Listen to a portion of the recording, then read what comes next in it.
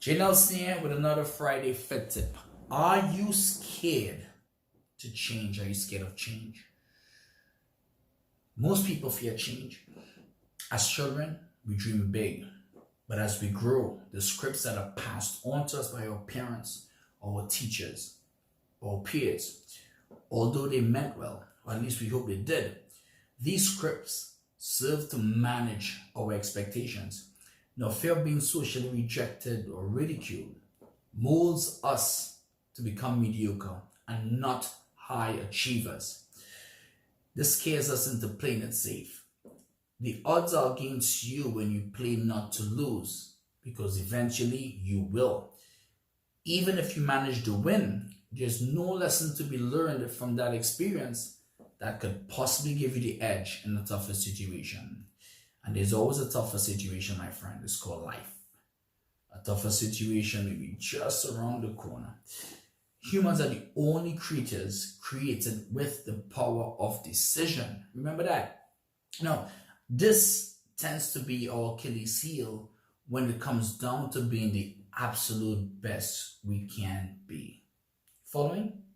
Now, here's a short story from my childhood. Now, most of you know that I grew up in Trinidad, right? So as a young boy, my dad used to have racing pigeons. Now, he would spend a lot of time out there, and I would go out there to spend time with him. I really wasn't into it, but it was really cool to see the birds fly. He was really into it, and these birds had their own houses. Like, they had the full works. They had vitamins, and they had a strict exercise regimen. I mean, I figured if it ever came down to a choice between the 8 of us and those birds, man, I don't know. Someone else probably would have been doing this video right now.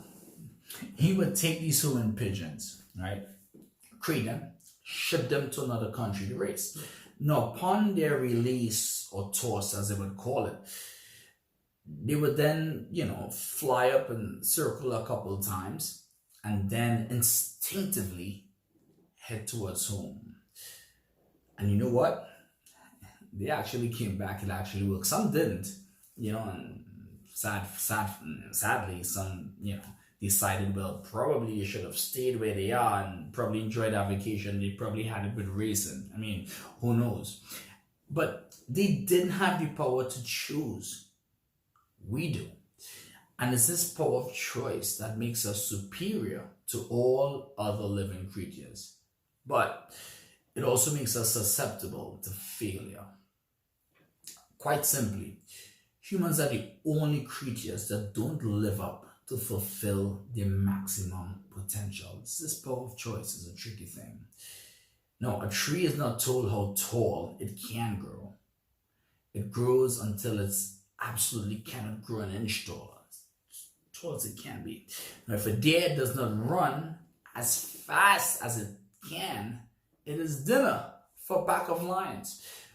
Now, when it comes down to making decisions for your health and fitness and for lifestyle changes, most people try to get fit on their terms, knowing that it's their terms that led them down this path to begin with. Life can give us everything we ask of it. The question is, what are we willing to give up to get it? The use of half-baked attempts at achieving a goal, in my opinion, is the biggest self-sabotaging mechanism of fear. It seems as though we're programmed to give it a try, but never really commit. To say it's like bacon and eggs. Lucky chicken, poor pig. Hey, but everybody likes bacon, right?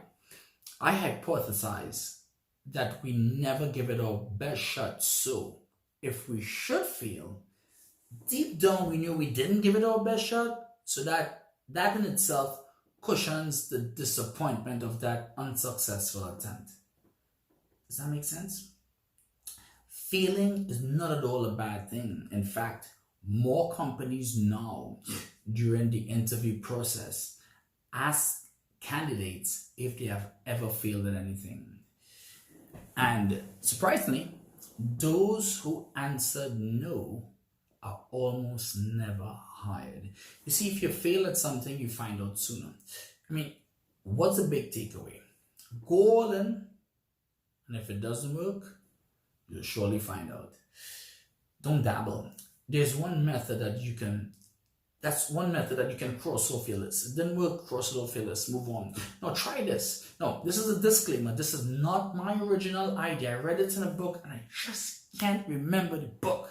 As soon as I remember it, I'll recommend that book for you. Now, the book states, or the author states, to try using your conscience to create some type of incongruency with the habit you're hoping to achieve.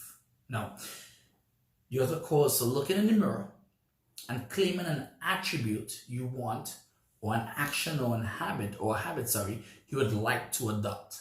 Next, say it to yourself daily. No, when you act opposite of what you're claiming, this creates an internal conflict. It is here that something special starts happening. It is here that your conscience starts, or your mind starts, playing tricks. It's like, whoa, you're saying this and you're doing something else. That's not right. It's that sense of duplicity that causes that conflict. As a man thinketh, so shall he become. It starts with a thought, then comes the words, and then the actions follow. We were born to be high achievers, so don't let the fear of change sucker you into mediocrity. Being comfortable kills progress. And if you're at all not satisfied, repeating the same actions will yield the exact results. Then, my friend, you're just like the tree. You have no power to choose. You cannot act. You will be acted upon. Now, I know, and you know, that you ain't no damn tree. Confront your fears and conquer, because challenge equals change. Enjoy your weekend. See you next week. Crush it. Bye.